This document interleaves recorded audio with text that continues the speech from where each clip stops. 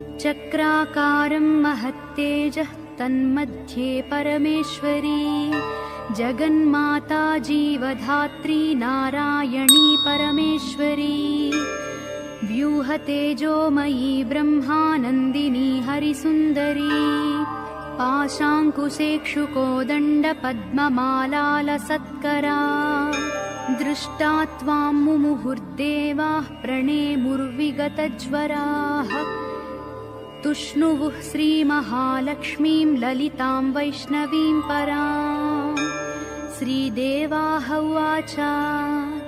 जय लक्ष्मी जगन्मातः जय लक्ष्मी परात्परे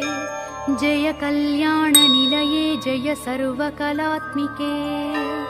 जय ब्राह्मी महालक्ष्मी ब्रह्मात्मिके परात्मिके जय नारायणि शान्ते जय श्रीललिते रमे जय श्रीविजये देवीश्वरि श्रीदे जयर्धिधे नमः सहस्रशीर्षायै सहस्राननलो